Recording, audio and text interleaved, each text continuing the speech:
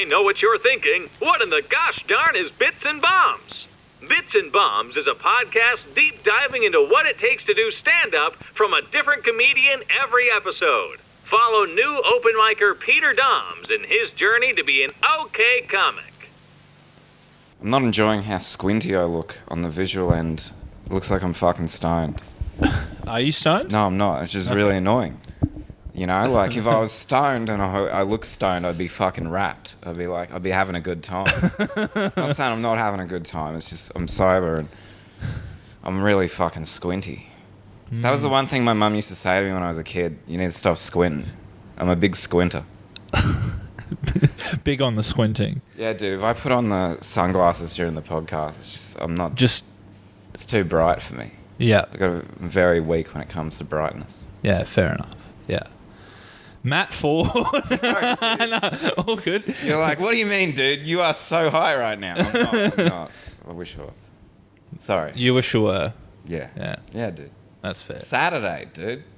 Is that your usual Yeah, day man. to do it? Saturday. It's the weekend. I guess, yeah, it makes a lot of sense to do it on a weekend, not a weeknight. Yeah, no, can't be doing that. Nah, irresponsible. Don't do it on a... Yeah. So when was your first gig? My first gig,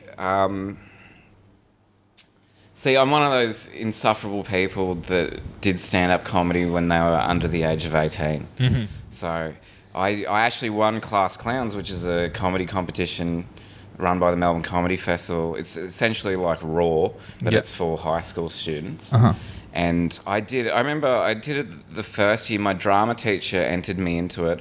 I wasn't even a drama student. And I remember I went and did it, and they pretty much told me I swore too much. They were like, you were good, but... Because like, my favourite comedian growing up was Billy Connolly. Yeah. So I was like 14, 15, and I was like talking like I worked on the docks, you know, trying to win a Melbourne Comedy Festival competition. And then I didn't want to ever do it again because I didn't get through. I was like, fuck this. Yeah. And the next year, so I said to my teacher, I was like, I'll go, but one of my mates has to go with me. And I went and I won the whole thing. So yeah, that was... Who was the mate you did it with? Oh, he's just still my mate now, just my mate Lester. Oh yeah. he doesn't do comedy or anything? He did. I tried to get him to do comedy. But no, not for him. Yeah, fair enough. Fair enough. Right. So how many, compared to like Raw and stuff, like how many heats and stuff of Class Clowns are there? It's exactly the same as Raw. It's exactly the same as Raw, but it's just high school students. Yeah. Like they do the heats, and then they have a state final, and then they have a national final. But like unlike Raw, where there's a heap of heats, there's not that many heats in Class Clowns. Yeah. And you go to Melbourne, and yeah, you do it. The year I did it, it wasn't during the comedy festival, which pissed me off to no end. Oh, why wasn't it? I don't know. Yeah, I don't know. They muck around with it or something. So, but you still went to Melbourne. Yeah, I just still not got to during go. the I got festival. to go to Melbourne with my teacher, which is fucking weird. Going to hopping on a flight with your teacher, staying in a hotel. We weren't in the same room, but like, you know. Mm. Yeah. That year, did you use the same jokes as the last year without the swearing, or was it new material? It was pretty much new material. I always say that it was the same material, no swearing. But the thing was, is I changed the jokes every level of that. So I did the heat. I didn't win the heat. I got a wild card into the state final. I changed the material for the state final, won the state final. Oh. And I remember I changed the material for the grand final. My teacher was freaking out. She was like, what are you doing? Just stay with the same jokes. But I was in Melbourne and I was like, I don't know, 16 or something the second year.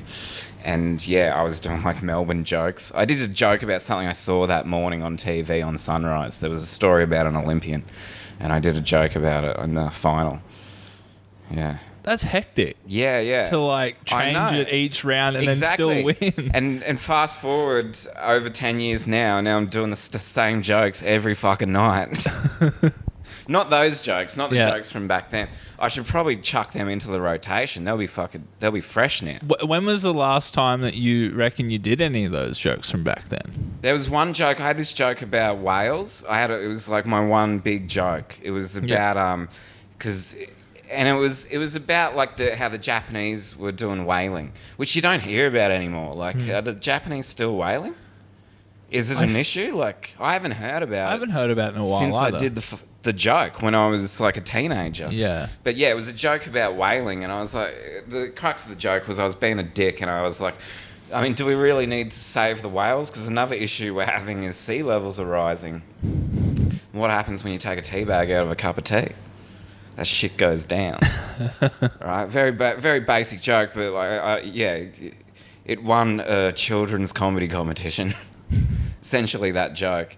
And I did it when I started doing comedy in Brisbane because I wanted to do comedy in Brisbane because Josh Thomas was from Brisbane. Yeah. And I remember he always used to say that, you know, he would do stand-up comedy in Brisbane when he was underage.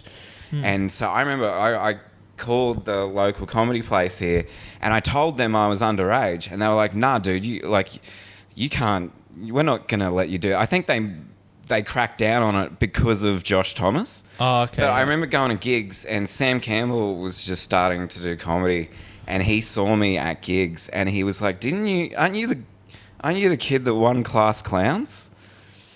Which is funny because like I was a kid and I was already looked older than Sam Campbell.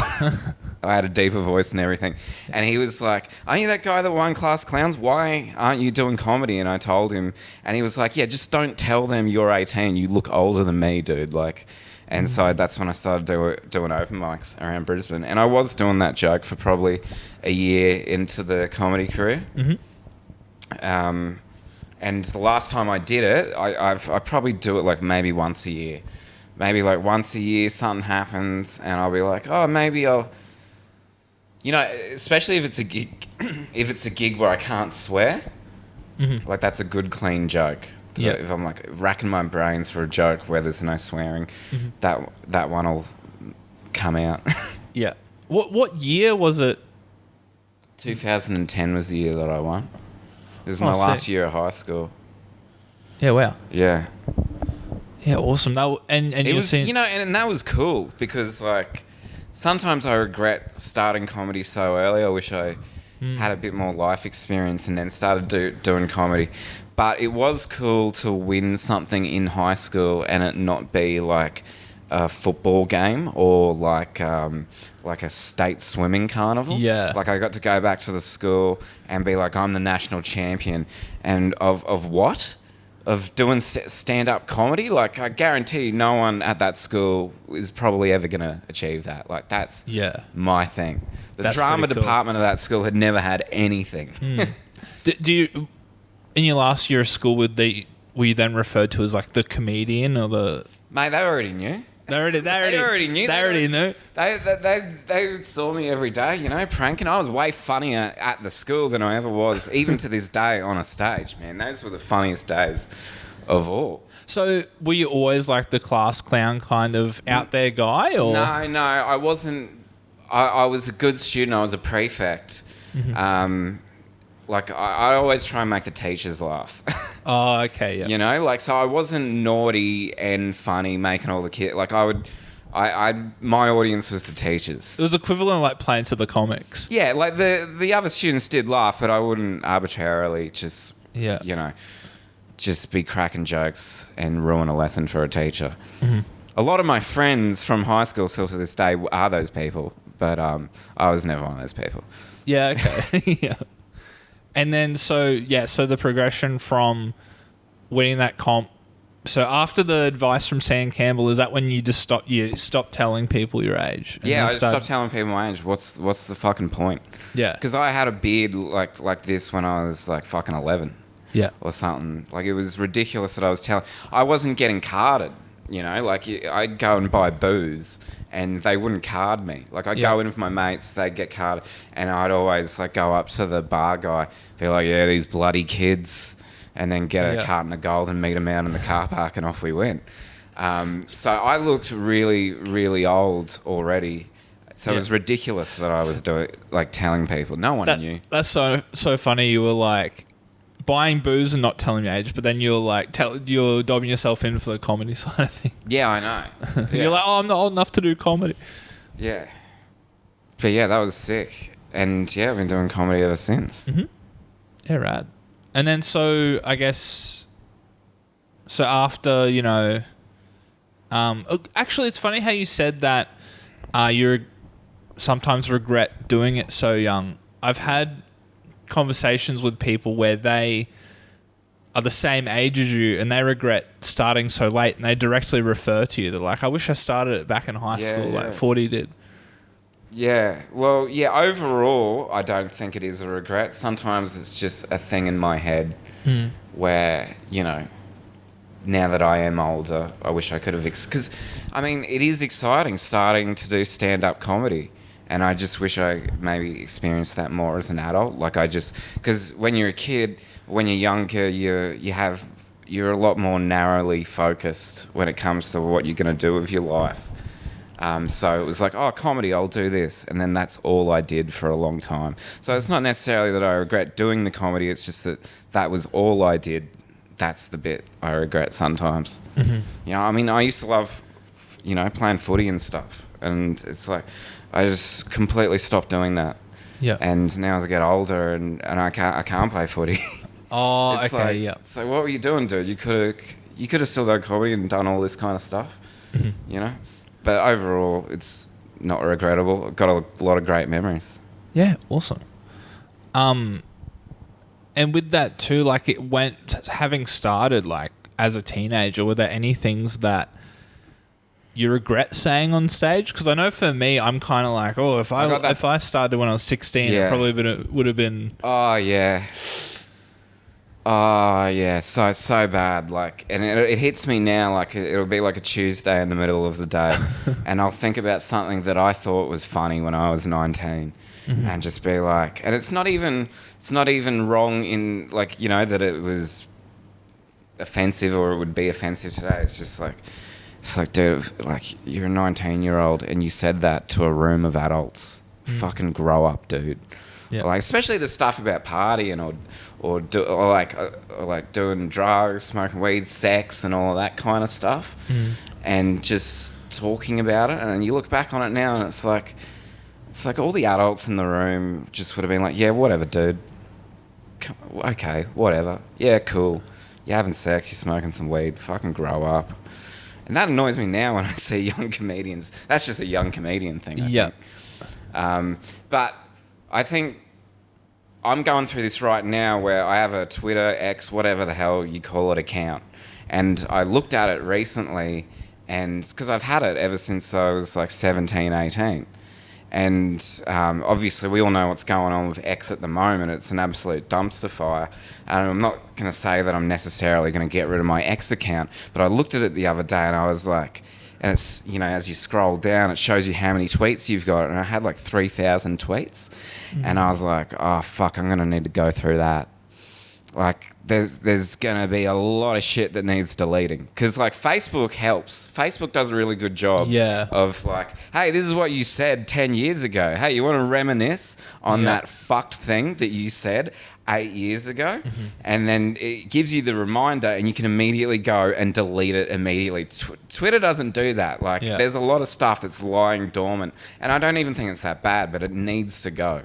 It needs to go. But it's 3,000 tweets. Who has the time to go through 3,000 tweets? One of the last Google searches I made was is there a way that you can just delete all your tweets at once? Yeah, I guess. And it's not because I'm worried that I'm going to get cancelled. It's just like douche chill stuff. Yeah. It's just douche chills. Like just stuff. Like, I don't know, me complaining about car parks or something. I don't know. Yeah.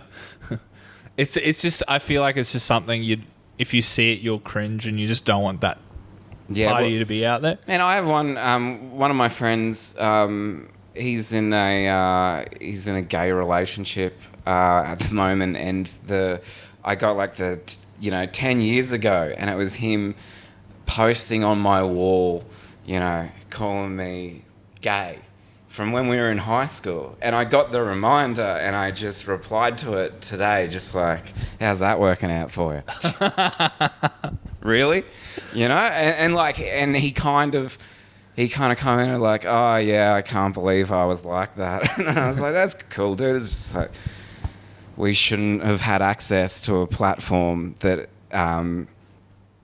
puts all our thoughts out there, which is probably why the government, as much as I actually don't like it that the government is going to stop, I don't know, people under the age of 16 from having social media, it probably is the right thing to do. I feel like it might be. It probably good is. decision. The thing that I don't like about it is just like, I don't know, because I grew up in the age of like when social media was starting, and there was a part of it that did feel like rebellious, and I've always I am a real kind of internet, free speech on the internet guy.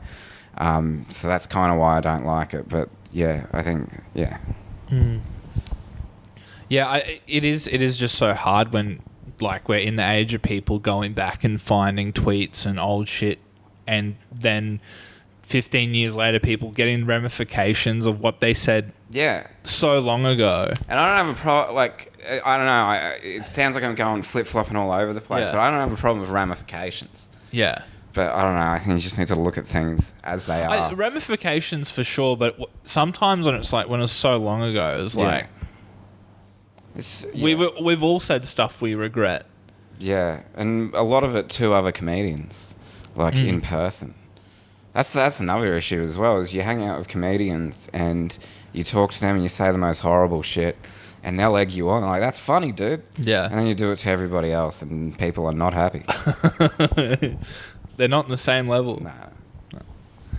And then, so I guess what was like the next like after Class Clowns and stuff, what was the next like milestone or? Well, I was doing stand-up comedy in Brisbane. I was lucky, like the Melbourne Comedy Festival would bring me back to do like showcase shows at the festival. Mm-hmm. I don't think they do it anymore, but they had like a Class Clowns gala. It wasn't Class Clowns, it was just previous Class Clowns winners. Mm-hmm. And then I remember I was doing one of them. And, because I think I was still underage at the time doing one of these Melbourne Comedy Festival things. And my dad picked me up after the show. And, like, my dad's a big Aboriginal man. Mm-hmm. And one of the people from the Melbourne Comedy Festival, they didn't say it in this way, but they were like... why is your dad black? They didn't say it that way, but I was like, oh yeah, my dad's Aboriginal. And then, so they were like, oh, well, we need people for the Deadly Funny gala as well. Do you want to come down and do Deadly Funny? So Deadly Funny is, just like Raw, just like Class Clowns, but it's for Aboriginal and Torres Strait Islander comedians. And, obviously not as big of a pool to draw comedians from. So it's a competition, but a lot of the years there would be like nobody. And so they would just get, Aboriginal comedians. They weren't even necessarily competing, but they needed comedians to put on these shows or the gala. So I did that, and I met Kevin Crepigny and Andy Saunders, and got speaking to them. And then I was, starting to do shows with them, like the Aboriginal Comedy All-Stars. Mm-hmm. And I like Raw. I did Raw here in Brisbane, and I didn't get through the heat. Mm-hmm. And I was like, what's going on here? I won Class Clowns. I'm going down to Melbourne, and I didn't get through at Raw. Even like the first heat? Well, it was the first. I think I got through like a wild card heat. Oh, okay, So, and I did it the first year, didn't get through. I was in a heat with Greg Larson, who I'd never seen before, and to this day is probably like my favourite, like Australian comedian anyway, or definitely a comedian that I know.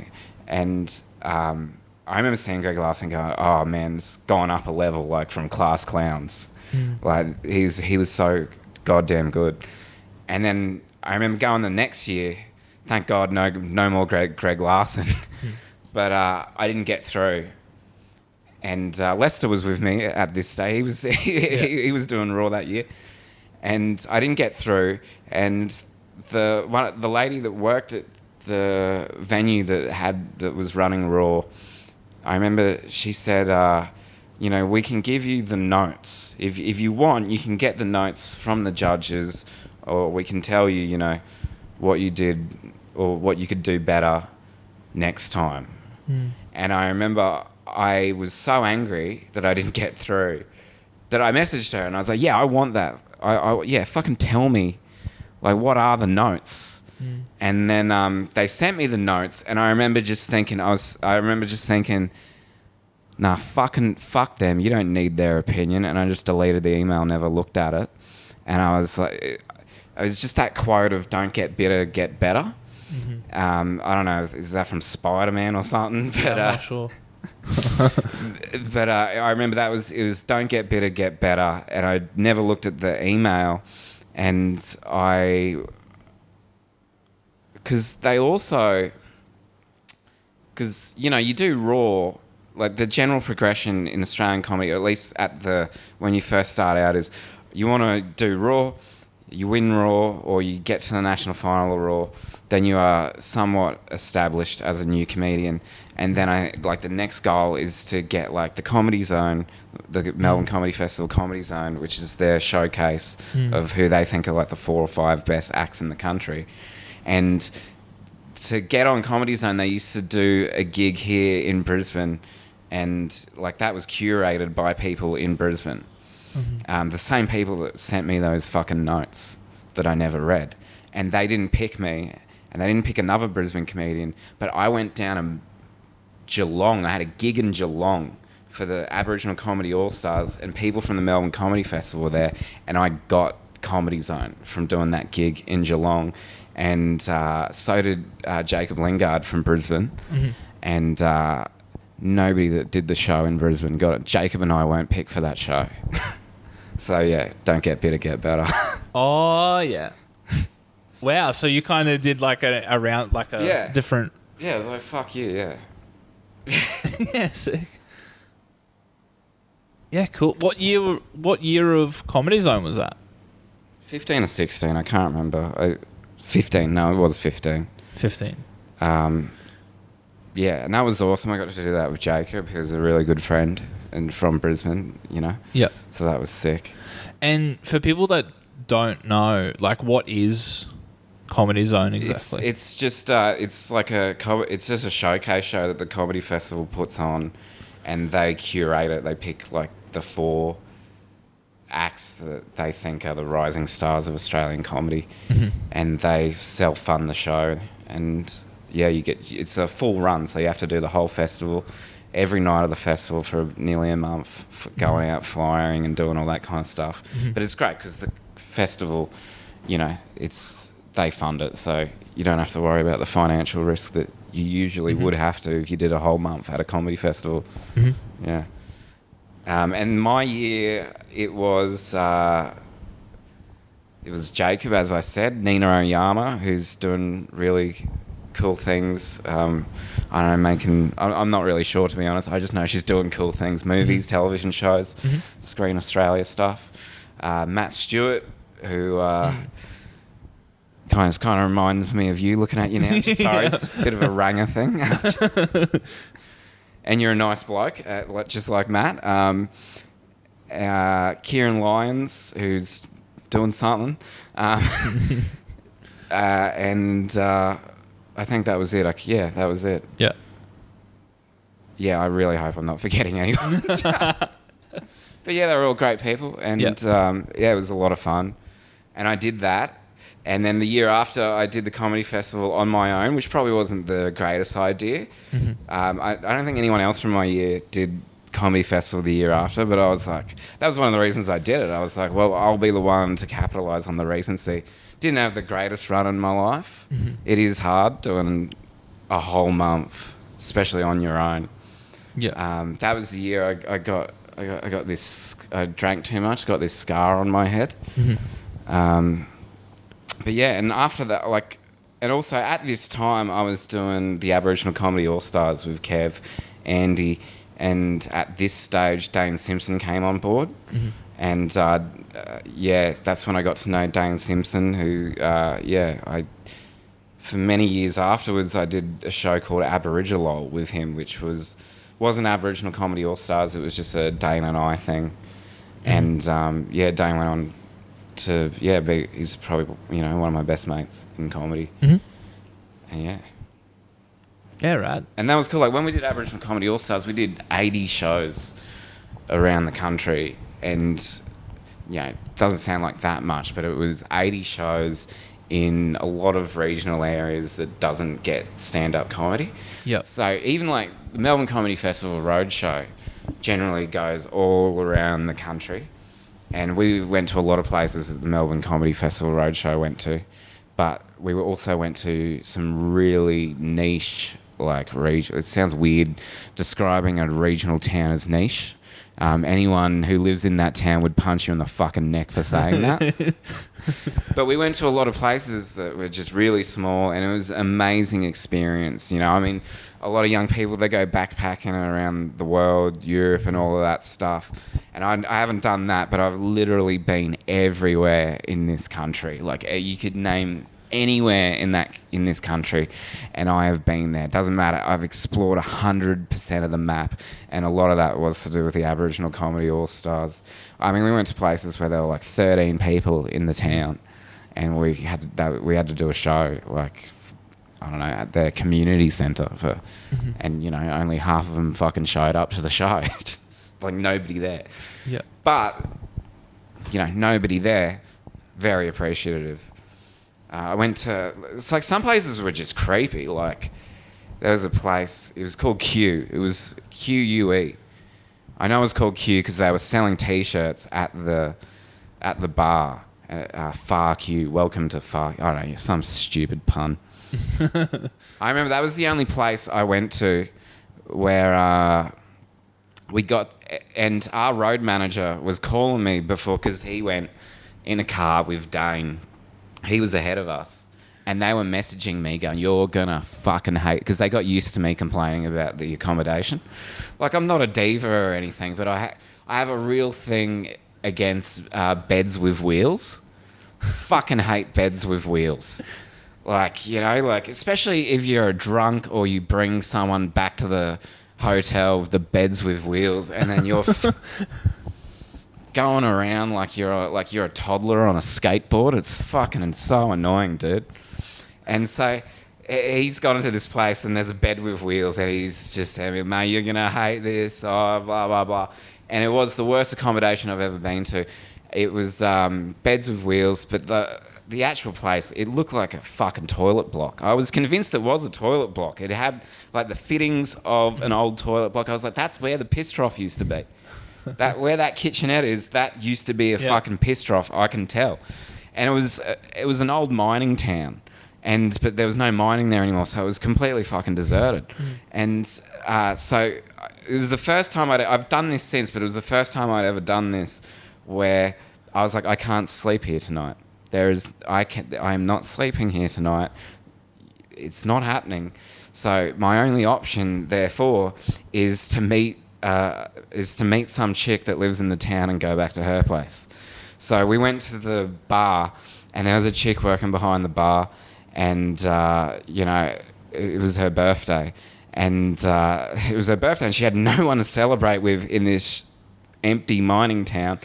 And here I am, and I'm like, "Yep, all right, yeah, let's go back to your place. Fucking happy birthday. Let's blow out some candles."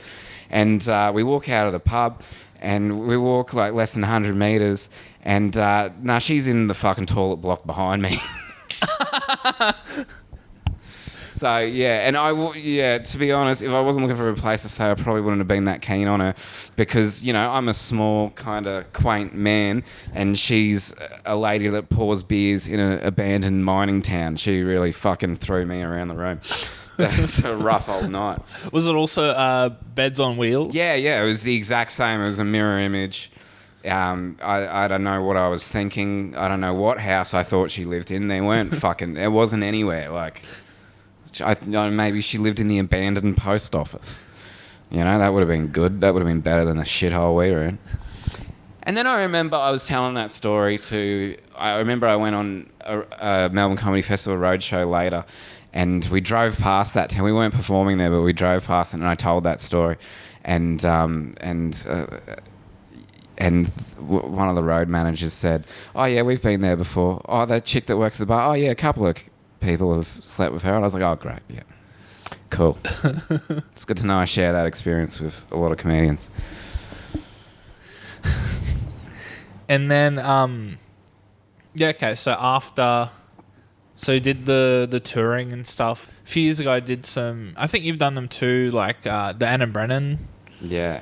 Yeah, man. I did that, and I looked back on that with a lot of fondness because it was very, very different, obviously, to a road show or Aboriginal Comedy All Stars.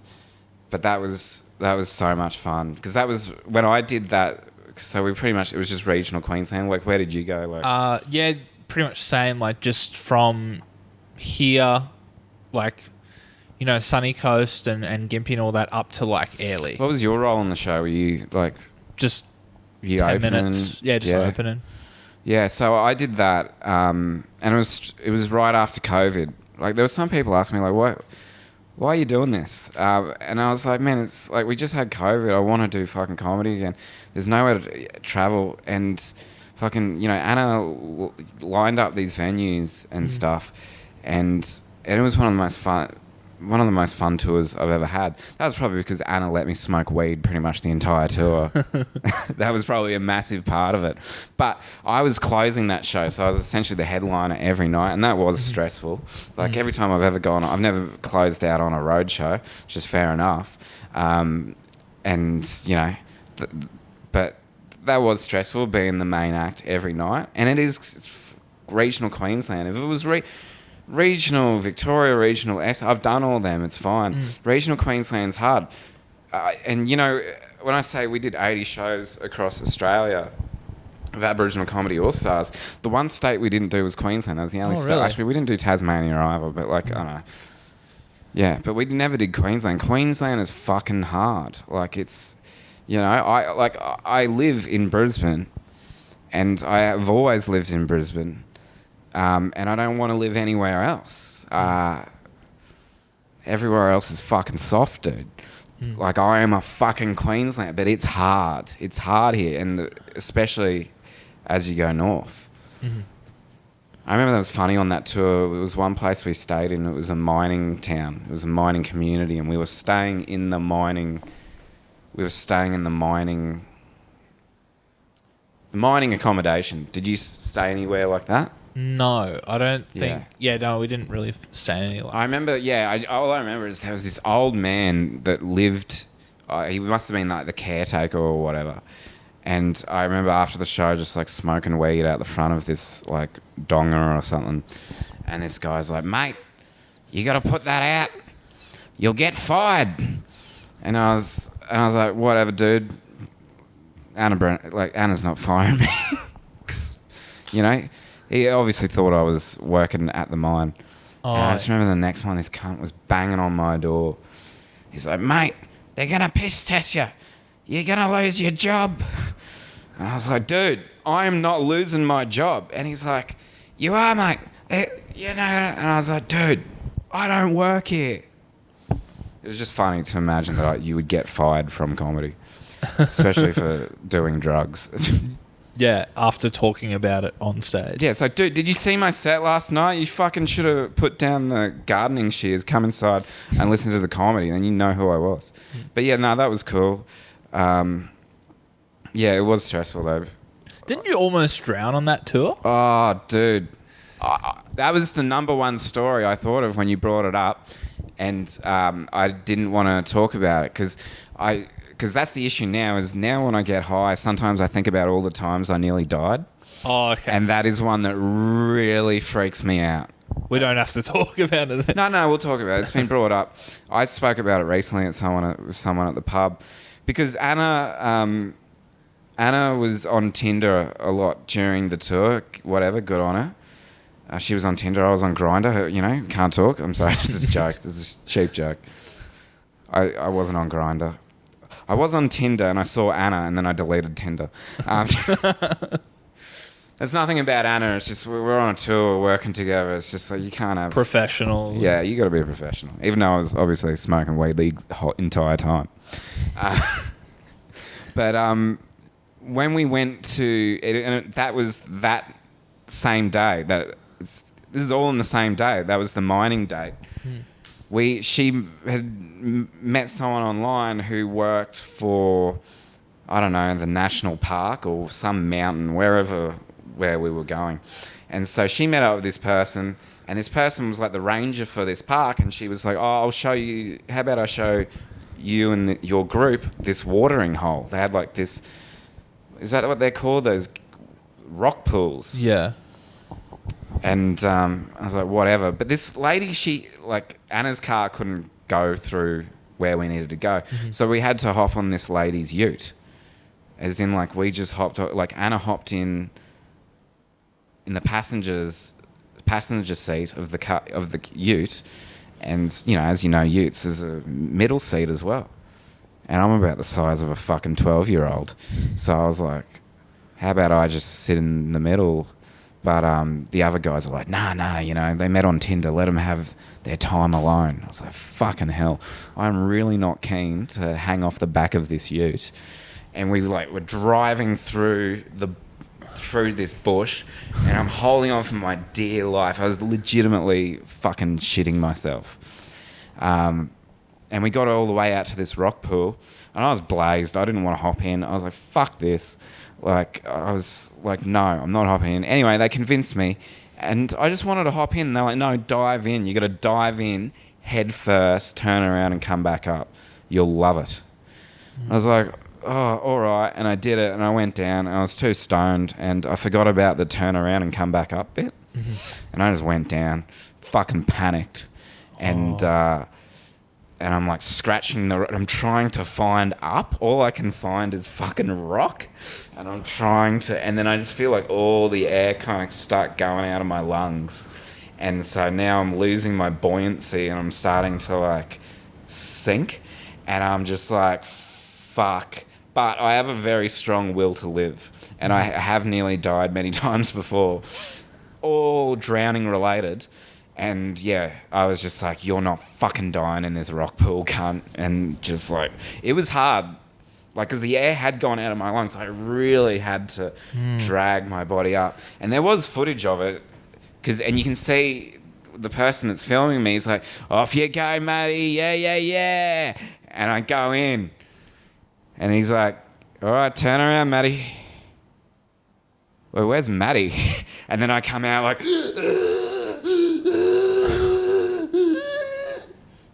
That was a fucking good impression. That's exactly what it was like. That was scary, dude. But yeah, that's the story of my life. Going to the beach and nearly drowning. I've nearly drowned so many times. Ending up on Bondi Rescue. Yeah, and every time it happens, I'm always like, you're never going to go to the beach ever again. You're never going to... Just do not go swimming. And I always go. I'm a good swimmer. I just put myself in stupid situations. You should probably just not do it stoned. Yeah, no, but even a lot of them happen even before I'd ever smoked weed. Because I had this thing where I used to do a lot of gigs on the Gold Coast, which is why my car is now fucked, and why I no longer do gigs on the Gold Coast. They always ask me, I'm like, no, my car's fucked. But I always used to do them, not just, you know, for the money and the gig and stuff, but I'd always go down early and like go to the beach, like go swimming, go boogie boarding, surfing, whatever. I used to love that shit. Yeah, there's a lot of times where I was nearly going to drown, and I was like, nah, dude, you got a show tonight. You got to get back to the beach. I remember one time Jacob was like laughing at me, like Jacob was down. He used to like it. I'd go into the water, he'd do whatever the fuck he'd do on the beach. And I just remember one time he was like, do not go any further into the water. What are you doing? But yeah, that was always good. And I think that's a great way to do comedy. That's like I said earlier, being narrowly focused on comedy when you start really young I kind of eased out of that, and that was one of the big things. Is like if you're gonna sit around and do nothing all day, at least go to the beach before you do the fucking gig. At least do something like an activity, because stand-up comedy, it's an activity, but it's a very selfish activity. Like, and it's not like you're really participating in life. Mm-hmm. Like you're talking to a whole group of people, but there have been a lot of instances where the only people I have spoken to is the people on stage that day. Yeah. And I hate that feeling. I know a lot of comedians talk about that. A lot of like big comedians that tour consistently. That thing about, it's weird when you haven't spoken to anyone all day, the first people you're talking to, and I refuse to do that ever again. Because I used to do that, and it's a horrible feeling. And I guess also as well with comedy comes from experiencing life. Yeah. And if you're not if you're only doing comedy, then it's like you're not generating. Yeah, I'm in a real rut at the moment when it comes to writing material, but my main thing is just dude, you just got to live life. Because I reckon maybe one of the reasons I did start comedy so early is because I did fucking live a very full young life. I played sports. I was in the arts. I played music. I was involved in my community, volunteering. Like, I was a very active person, and yeah, comedy. It kind of brought me down for a couple of years. Mm-hmm. Like, I just remember just being like, I just miss. It wasn't that I miss playing footy. I miss being part of a team. Yeah. And I love comedians. I love hanging out with comedians. But I still think when I hang out with comedians, like the main thing we have in common is that we're pursuing this selfish endeavor. Mm-hmm. So, I love comedians. I love hanging out with comedians, but I don't have the same team community aspect. Yeah. I mean, the comedy community, yeah, it does exist, but it's a community that exists on the premise that everybody is got this selfish endeavor. It's a one-man thing. Like, yeah, I don't know. Do you have any goals at the moment too, or doing any like kind? No, because like, I don't know. I'm not going to blame COVID. It was going to happen anyway. It feels like I took acid and my outlook changed. I didn't take any acid, but this is going to sound stupid, but it's just like what is the goal if you're a comedian here in Australia, broadly, and then what is your goal within that goal? Like, I was doing Melbourne obviously I got in good graces with the Melbourne Comedy Festival, and I appreciate everything that they've done for me, and I love the people that work there or have worked there, but I don't have the patience for an hour of comedy. Yeah. Just to even watch, and like, I don't know. I will still do comedy festivals, but that is not my goal. Like, my goal does not exist. Uh-huh. Like, if you ask me who's got the best career in Australian comedy, it's fucking Carl Barron. Easily.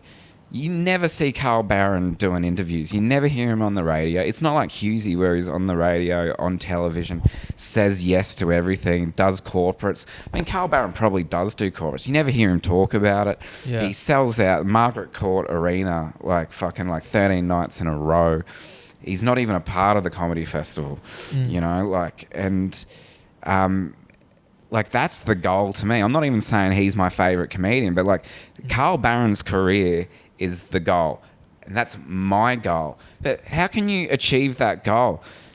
He did the fucking Footy Show. That's my dream, man, to go on the Footy Show and kill it. The Footy Show doesn't even fucking exist anymore. Like, those are the people I want to make laugh. Are like people like my dad. Like, and I don't know, I just feel you go to festival shows. It's like, I don't want to make these people laugh. They're all knobs. Yeah. Like, they're the kind of people that line up at the bar for a fucking beer. Fuck that. Yeah. Like I said before, I was at my funniest when I was in high school. I'm at my funniest now when I'm at the pub. You know, I'm not funny when I'm in some fucking hipster bar. Yeah. And it annoys me. And I'm not trying to say I'm not a guy off the street. I'm not a regular Joe fucking, fucking drinking beers. Like, I kind of am, but I'm a lot more complex than that. I'm a small, weird, arty, yet loves football, fucking get fuck cunt, like, very complex person. But that's the career I want, and it doesn't exist. It's like, go on the footy show, fucking kill it in front of, the general population. Yeah. So I just feel like a lot of the ways to actually get up in the comedy structure as it exists in Australia now, it is not performing to the average person. It's like trying to make people in niche markets fucking laugh. Does not interest me.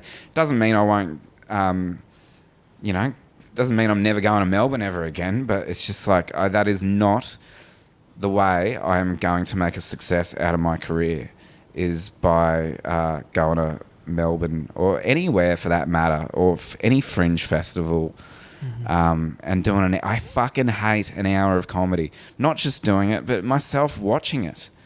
Like, I can't handle watching an hour of comedy. 30 minutes is all I can tolerate of comedy. And, I don't know how they do it. Like, if I do an hour of comedy, I used to do this at Woodford when I'd perform at the Woodford Folk Festival. This is the first time I ever learnt this. I was on at the same time as Paul Kelly. Paul Kelly was performing. I had a show where we were doing the comedy at the same time as Paul Kelly. Hour-long show. And it said on the thing, Paul Kelly was going to be performing for an hour and a half. And I was like, how the fuck can I make this show as short as possible? Right? It's meant to be an hour-long show. Mate, you do 50 minutes, no one will notice. You do a really good 45 minutes, nobody will notice. 40 minutes, fucking Paul Kelly's on and over down there. No one will fucking care. Man, I did like fucking 35 minutes. Dude, I honestly thought I wouldn't have to do any time at all.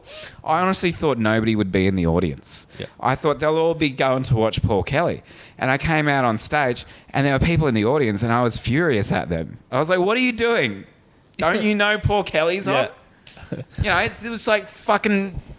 It's like 4 days after Gravy Day. He's fucking... and I seriously said, why aren't you watching Paul Kelly? And this guy's like, I don't like Paul Kelly. I was like, well, I fucking do, mate. So fucking... Just counting down the minutes until you could go see him.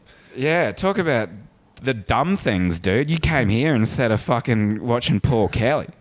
How to make a poor decision. You should write a song about that. You should be in jail, like that guy from the song, for choosing to watch my stupid comedy than Paul Kelly. And yeah, I did go and see Paul Kelly. Did it as quick as possible. When classic music, the cunt wasn't even on stage yet. Like, they were still tuning guitars. But yeah, I saw him. He did the Gravy song. It was like 3 days after the Gravy Day. It's like 2 days after Christmas. After seeing your dad and stuff, yeah, I fucking cried. It was fucking epic. Hell yeah. I was so mad. But yeah, Woodford. And also, Woodford was so hot. Woodford made me learn a lot of things about comedy. One, how to make a set really, really fucking short. Two, I got over performing in jeans. I used to always wear jeans. Now, I'm only guaranteed to wear jeans if I'm getting paid. Yeah. It's fucking Brisbane. Let's be real here. So if I see you in shorts, I'm like, he's not getting paid. Florida's not getting paid. And he doesn't want to get a root tonight. Yeah. No, but like I was always like, and I think Daniel Towns used to have a joke about this, but I had the exact same opinion, and it wasn't a joke to me. It was an honest opinion about how can you take someone seriously when you can see their hairy knee? I remember being at Woodford and it's like 38 degrees and you're performing outside in a fucking tent, an enclosed tent. So No, you get over the fucking jeans problem very quickly. I would have performed nude if I could. It was so hot. I remember that first gig where I performed in shorts, not just like shorts like this. I was wearing like footy shorts and a singlet. People in the front row could probably see one of my nutsacks. But I remember I came out there and I naturally was like, oh, it's so hot. It's so hot. You know, I kept talking about how hot it was, how hot I was. And then some old dude at the front, he had like one of those water bottle fan things where it's like a fan and you press and the water comes out. And he had the water bottle fan. He's like, hey, mate, you want one of these? And I was playing into it. I was like, yeah, mate, give us some of that. And he sprays the bottle, but I wear contact lenses, and I was blinded for like the rest of the show. Like I was like, oh fuck, dude, shit, oh god, I gotta take this contact lens out. Oh, it was so bad. And then I remember that was a great weekend. So we had New Year's Eve, and at Woodford, people partake in quite a lot of hallucinogens, and so did I. And the next day I was still on the hallucinogens, and it's New Year's Day at Woodford, but they still have performances, and I didn't have any more shows. I was done for the festival, and I got a phone call from the people that run the festival, and they're like, hey, look, we've had this band pull out, and it was at one of the main stages as well, and they were like, we need to fill this slot, can you do stand-up? And I was like 100% no. I was still off my chops. And I was like, absolutely not. I hadn't quite said that yet, but I was like, oh, trying to let them down easy. Because I'd been really good that festival. Every time they needed a slot filled, I'd fill it. And then they said how much money they were going to pay me. Because they were going to give me the band's fee. So the band's fee, that's for everyone in the band. I'm getting the whole band's fee as a fucking comedian. It's not like Woodford pays that great money, but the band's fee was fucking woo. and I was like, hell yeah, I'll do it for that money. And I was so cooked. But that gig was fine because everybody in the audience was cooked as well. Yeah. And I said that straight off the bat. I told them essentially what I just told you, and I said, I am cooked right now. I hadn't really understood about the things you agree to when you sign contracts, which I didn't sign a contract for that gig, so, you know, whatever. I wouldn't say that kind of stuff now. I'd openly admit to being off my chops, but yeah. And you said the gig went all right? It went great. It was fucking great. I guess if they're off their chops, you kind of like met them at at their level, I guess. Exactly, yeah. Yeah. My thing when you're off your chops is I'm just not going to let is just don't let the audience ruin your good time. Don't let the audience ruin the drugs or the booze, you know? I gave someone that advice once and then watched them bomb really badly. Because he actually did take that advice. Like, he took it too far because he saw me do it, and he was like, man, you're cooked. I'm as cooked as you are. How did you do that? And I was like, mate, just don't let these fucking dogs ruin your good time. But then he overplayed that. Like, he was really like, fuck you, I'm fire. And I was like, no, you can't do it that obviously, dude. No. It's got to be you can't say that to them. It's a mentality. Yeah. That's easy though. Like the hard gigs, some of the worst gigs I've ever done like that is when you're completely sober but everyone's smashed. Yeah. Or even if it's just one guy's smashed. I mean, we all know that. That's like classic heckler stuff. But I had that once. I'm all right with people like that normally because I'm good at arguing and swearing and abusing people. It's my strongest suit in comedy is abuse. But I did a gig for the city council here once, and for good money, in the middle of the city. You know, where the bands play and and I don't care, I'll talk about it because I'm never fucking doing the gig ever again. Doesn't matter how much money they give me. No amount of money will make me do that ever again. Even though I did it like 3 fucking times. But you know how they have bands playing the Queen Street Mall on like a Tuesday in the middle of the day? Yeah, yep. Yeah, I did that, like comedy. And like the first time I think it was me and Steph Tisdale. And in the middle of the mall, you're getting paid by the city council. There's no swearing.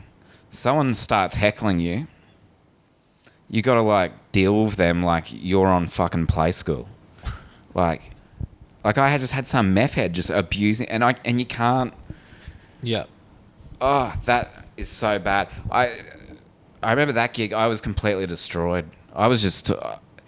I'm not much of a talk to the audience guy, but doing that gig, that's all I did, because none of my jokes could work. I did one of those gigs once. It was this day that Donald Trump got elected the first time. Yeah. In the middle of the mall, middle of the day, everyone's looking at the massive TV as the results are coming in that Donald Trump has become the president of the United States. And I'm doing fucking stand-up. You know what's fun? Can I tell you a story? You know what's so funny about this? So that was the first time I did it. So the first time I did it, I went to a funeral the week beforehand. It's a family thing. And I was at... And so I never really tell people in my family when my gigs are. I don't even fucking post them on my social media, even now today. I'm really bad with that stuff. I'll plug this podcast though, of course. Oh, thanks, man. Appreciate it. No, I will. I definitely will, because I need to actually get better at it. But so I was at this funeral, and I was already not looking forward to performing in the middle of the Queen Street Mall. But at the funeral, my nan, she gets the mail. She gets the mail from the city council. She's the only person that's still fucking reading the mail. So she's got the leaflet from the city council, and she's like, "Oh, I see you're performing in the Queen Street Mall," and the whole family's there for this funeral, and they're like, "Oh, well, yeah, we'll come." Well, none of these assholes have ever come to any gig. Well, fair enough. I've never told them about one, but it's like, and now out of all of the gigs that you're going to come see, you're going to see the one that's going to be absolute ass cancer. Like, that's your first gig that you're going to come see is going to be like my 9/11. Like, really? Like, that's the one you're going to come to. So I did probably the most, what's that, psycho thing I've ever done. I don't know how to say things. The most psycho things I've ever done. So that funeral was on a Friday. Saturday, Sunday, I start driving around the city to all my relatives' place, just acting like I'm there, just popping by and all that. And just, just telling them, just letting them know that the gig's been cancelled. I'm actually not doing that gig anymore. The Queen Street Mall gig, it's fucking cancelled. Rafi told me, you're an absolute psycho for doing this. But he did say he would have done the exact same thing. Yeah. And so I told everyone. And my uncle, fair play to him, it was like the last play. It was like, really? It's cancelled? Because I just looked it up. They haven't taken it off the website.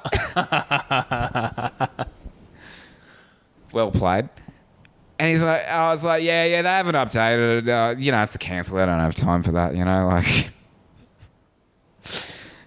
Anyway, flash forward to the, you can't make this shit up. So when I did the gig, and I wasn't doing that well. I remember my first laugh. For once, the police did something for me. The police go by. It was the bicycle police. Mm-hmm. And I said, "How you going, boys? The bicycle police?" And they looked up and they gave me a wave. And I was like, "Keep your eyes on the road, mate." That was my first laugh. I kind of had them from that point onwards. But as I'm getting into it, I see someone at the back of it, and there was a crowd. Like with the Paul Kelly thing, I was fucking furious that there was a crowd. But at the back, I can see my fucking uncle. I can see my uncle behind a fucking pole. And he's slowly getting closer and closer to like the stage. And then he walks straight down the middle of the seating. And he gets to like the second row to go sit down. And he's a big gentleman, my uncle. I'm a very small man. He's a very big man. We look like, it's like of mice and men whenever we fucking go out anywhere. He's a very big man, and he just walks up the middle, and he sits on this chair, on this plastic chair, and the fucking chair buckles, and he just goes down on his ass.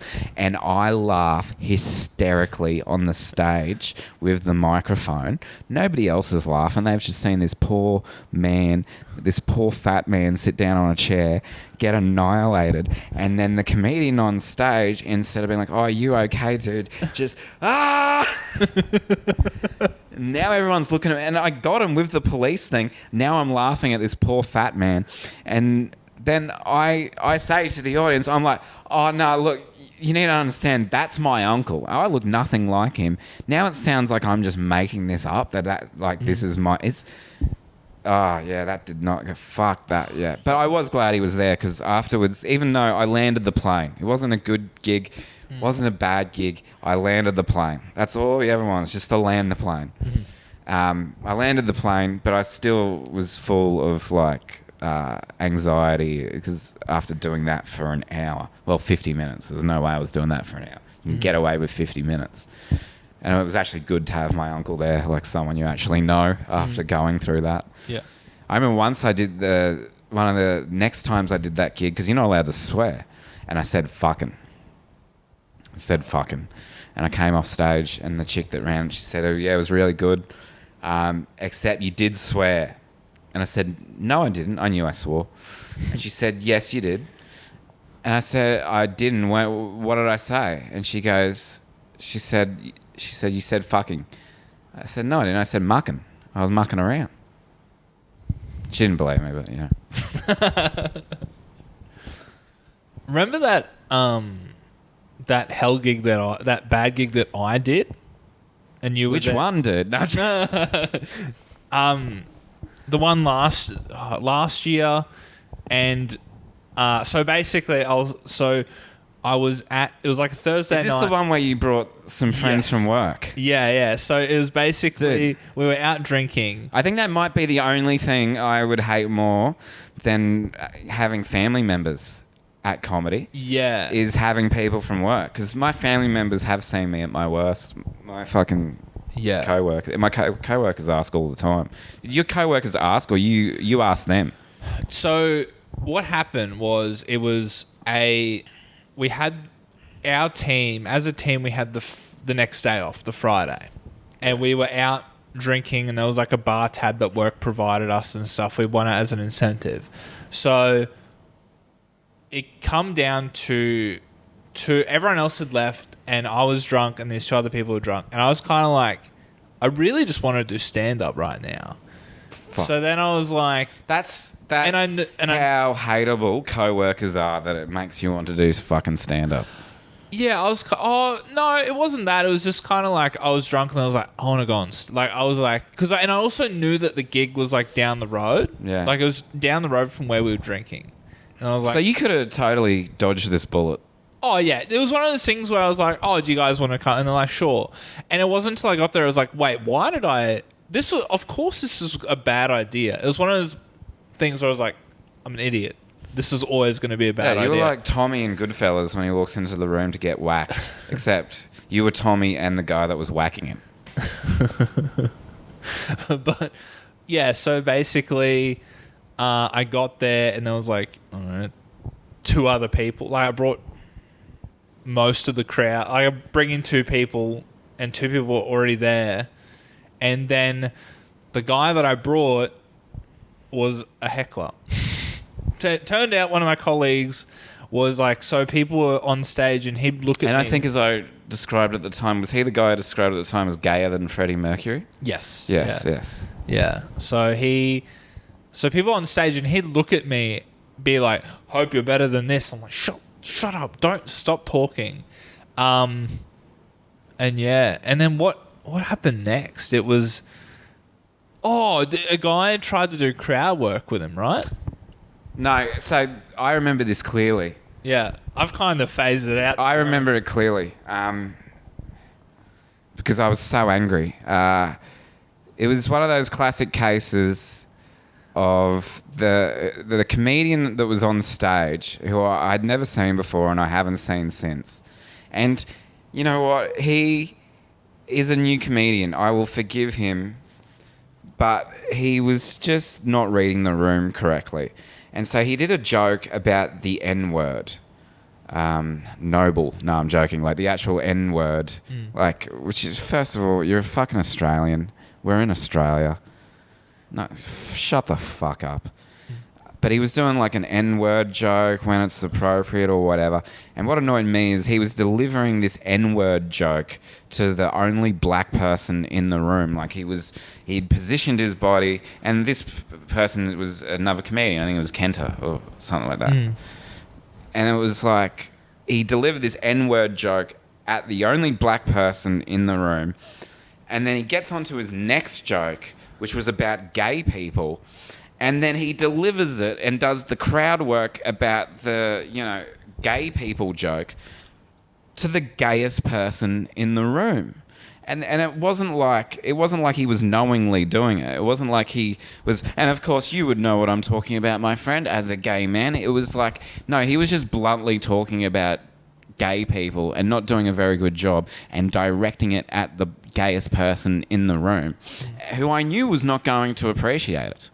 Like, and the reason I say he was gayer than Freddie Mercury is because he had like some wild boots on, like some spaceman boots, which, people don't normally wear in Brisbane on a fucking Thursday night, So, and I was just like, why are you doing this? Like, why, like, deliver the joke broadly. Don't deliver it to this person's not going to enjoy that. And so what did he do? He asked for his name. Yeah. He was like, "What's your name?" And your mate, your co-worker, your mate. Let's just call him your mate. Your mate, Freddie. He wouldn't give him his name, would he? No. He wouldn't give his name. He was being difficult. Wouldn't give his name. And was just every bit of crowd work from then on, he would just straight bat it. Yeah. Just straight bat. And I was thinking in my head, as I often feel at bad comedy nights, at open mic nights where someone is bombing and doing a really bad job, is put me on next. Like, just put me on next and I'll fix this. This guy will love me. Right? He'll be fine and I'll get this show back on the road. But you can't tell promoters that. Like, some promoters know. Like, I did a gig the other night and the promoter did that, and they put on an act to fix the situation, and they didn't fix the situation, but it was worth a shot. This was a situation where if I was on next, I could have fixed this entire thing. Or even if the MC went on next, because they know the MC, but the MC didn't go back on, did they? There was no MC. There was an MC. No, there was an MC. Oh, no, there was. There was an actually. MC. Sorry, I'm so used to that gig not having an MC. Yes. There was an MC. He didn't go back on stage. Yeah. The promoter went back on stage right. and threatened to kill your mate. Yeah. His words, I believe, were... I remember watching him walk to the stage and be like, what the fuck's happening here? Why is he walking on stage? Yeah. I should be walking on stage. I shouldn't have to wait here for another 40 minutes while more fucking people bomb and more people leave the venue. I can get in here now and fix this situation. No, the MC's not walking back on stage. I'm not walking back on stage. The fucking promoter's walking on stage. And what did he do? He gets up on stage and he says to your mate, man, you do that shit in my country, we fucking put you in a van, drive you out to the jungle and fucking slit your throat. Or something. I can't remember the last bit. It was like, we'll fucking stab you or something like that. Which, fuck, woke me up. I tell you what. Yeah. I was a bit stoned. I was a bit, and he said that. Fuck, I was awake. Oh, I don't think I went to sleep. I'd worked the next day. I started drinking after that. Jesus. Like, I was a bit stoned and I had work the next day and blah, blah, blah. But he said that and I was like, I need to drink. Yeah. This is a big night now. Now that I've seen someone threaten to kill someone, I can't just like sober go to bed. And then the promoter followed up with like, you're here to, because I like asked for the spot last minute and stuff. And he's like, I gave your friend the spot. And then he like just brought me cold on stage. He's like, here you go. Here's Peter Dams or whatever. And I was like, fuck. Man, that's like one of your parents going, here's your fucking Christmas present. Yeah. And it was kind of like... And to be honest, I can't even tell you how you went because I had to leave the fucking venue. Like, I didn't leave, but I couldn't stay in that room any longer. Yeah. So what happened there? Because as I recall, your mate and the promoter were arguing throughout the break. They were arguing, and I wasn't... So I was kind of watching it from afar. They were arguing until... They were talking until I saw them... I think they did, like... They dabbed each other up or something, and then... They shook... I watched them shake hands, and then the two people I worked with left. Yeah. And then after the break, it just continued. Good luck to all the people that were on the second break, eh? Yeah. In fact, I was on the second break. And it was one of those things... People had left. And it was one of those things where I felt so bad. I was like, well, I can't leave. I can't leave with them. Like, I was like, I'm just going to... Dude, I felt bad. Everybody felt bad this week. I was like, I'm just going to stay. I'm just going to stay and, like, And you bought me a drink, actually. You're like, you felt so bad for me. You're like, here, I'm going to buy you a beer. Yeah, because I started buying beers. I was so upset because that shit really affects me. Yeah. I'm never on the comedian side when it comes to, like, comedians versus audience. Yeah. Like, I feel so sorry for the audience. Like, I was telling you a story about how I did a gig the other night and they were a whole bunch of foreign people. Like, they were all from Europe. Yeah. And they'd all got together on some social media backpacker thing and they'd all decided to come out and watch stand-up comedy. And, like, that was, like... And I was so angry. But I wasn't angry. I felt sorry for them. It's like, they're not going to enjoy this. Yeah. And I get really upset if the audience doesn't enjoy it. Like, Yeah. I felt sorry for your friend. And the comedian's like, oh, the audience sucks. It's like, nah, dude, you suck. Like, fucking, Yeah. these people want to have a good time. They didn't come out here to hate this. Some of them do. Don't get me wrong. You do get outliers. But To be fair, this guy off the get-go was being... Like, the guy I brought off the get-go was being difficult to other people anyway. But the opening acts did suck.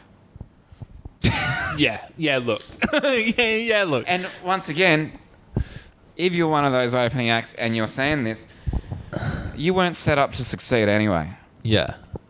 It's just what it was on that night. Yeah. And you just got to deal with what you got. And that includes the audience. The room is a big part of that. How many people, like, fucking...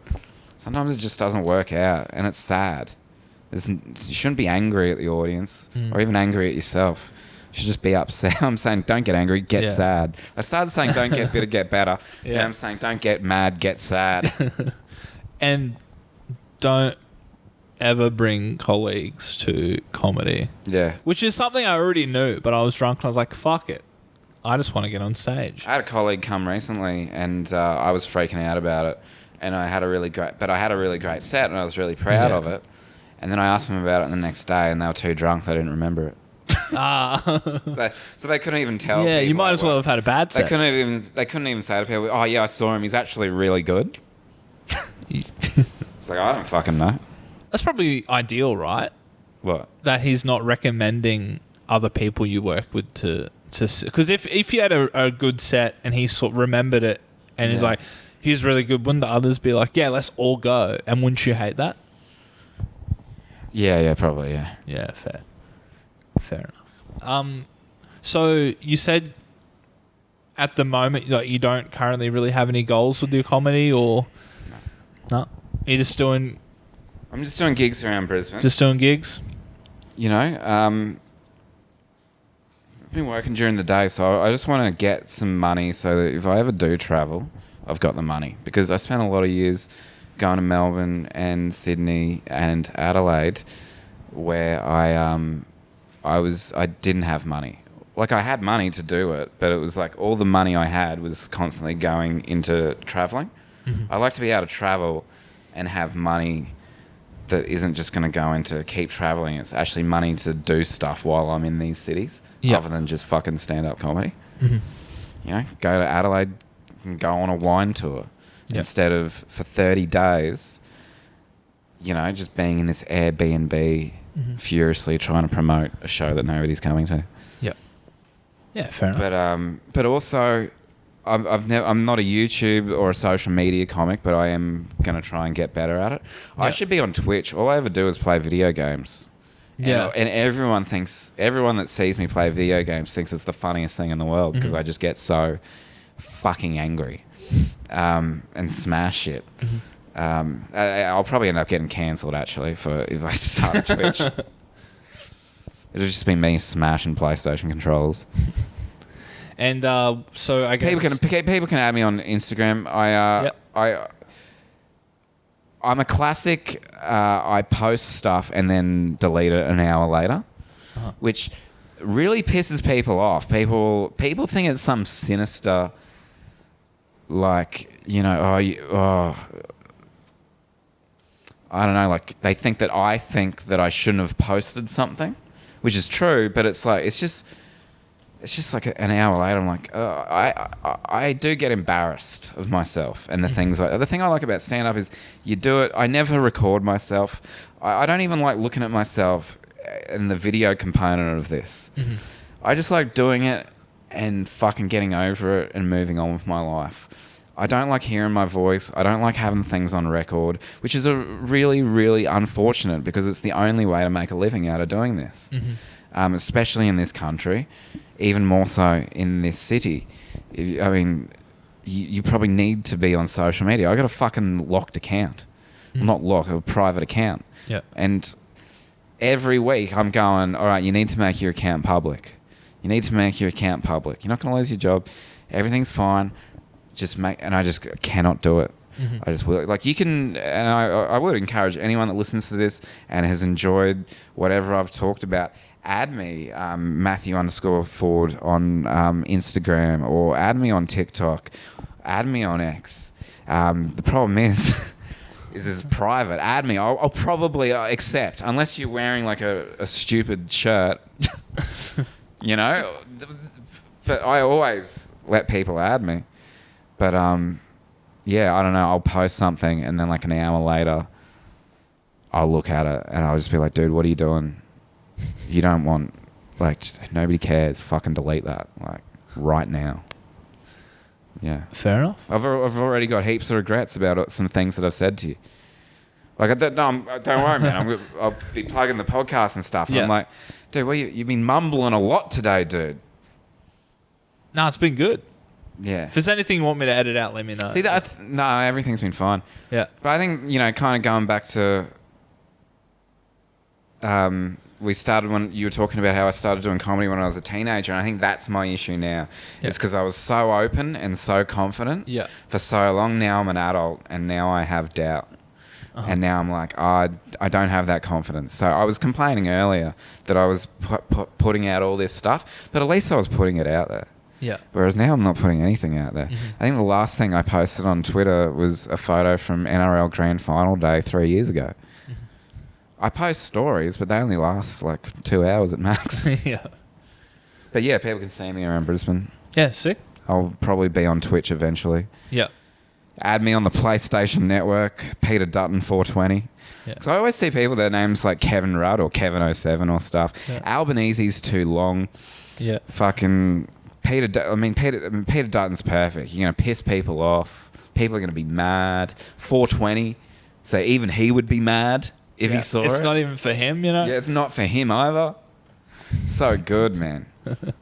Sweet. Well, thanks for coming on, man. Yeah, thanks for having me.